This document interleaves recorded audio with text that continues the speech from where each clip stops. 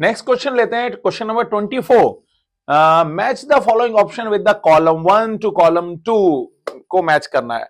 अब देखिए, अगर आप थोड़ा मोटा मोटा देखेंगे तो यहां पर आपको ये ह्यूमन इवोल्यूशन के बारे में क्वेश्चन। ह्यूमन इवोल्यूशन को अगर मैं शॉर्ट में समझाऊं तो ह्यूमन इवोल्यूशन क्या, सबसे पहले अपन गड्डी शुरू करते हैं ड्रायोपिथिकस, ड्रायोपिथिकस के बाद में आता है रियल एंसेस्टर रामापिथिकस, शिवेलोपिथिकस के बाद में आता है ईस्ट अफ्रीकन प्राइमेट। रुकना है यहां, ये ईस्ट अफ्रीकन प्राइमेट जो होता है वह 4 मिलियन ईयर एगो आया था और 4 फीट का था। ईस्ट अफ्रीका का मतलब है तंजानिया, तंजानिया जो लिखा हुआ है ना भाई अपने एनसीईआरटी में।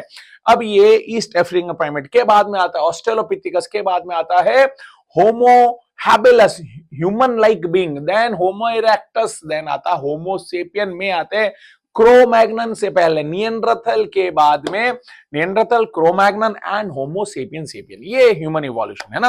अब यहां पर ये diorama east African primate, Java man. अगर मैं देखूं तो ड्रायोपिथिकस इज द एप जैसा दिखने वाला, एंड रामापि मैन जैसा, जिसमें रियल एंसेस्टर बोला था।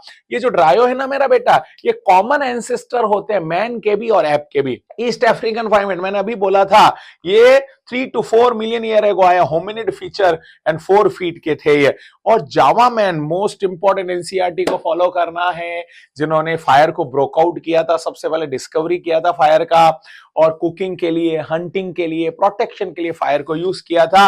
1891 में 1.5 मिलियन ईयर एगो इनका फॉसिल डिस्कवर किया था Java. Java, you do you know Java, Indonesia का old name Java.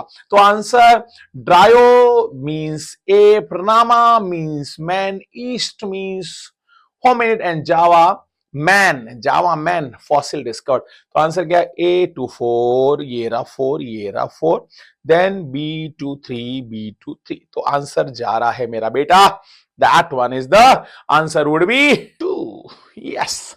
Question number 25, prehistoric cave arts 1800 years ago can be seen in the Bhimbetka rock shelter in Raisan district of the Madhya Pradesh. ये याद रखना है, year 18,000 year back. और ये कौन, C for Cro-Magnon, C for cave arts, और जितने भी एस्थेटिक सेंस थे, creativity, C for creativity, tusk को यूज किया, ऑर्नामेंट्स बनाया, दिस एन आर्ट बनाया, इट इज द क्रो-मैग्नन। अगर निएंडरथल होता तो लैंग्वेज सेंटर या सोशल एक्टिविटी में इन्वॉल्व होना, और अपन कह सकते हैं सेरिमोनियल बरियल करना, या गॉड फियरिंग मैन, ये जब आता तो निएंडरथल बोल देते।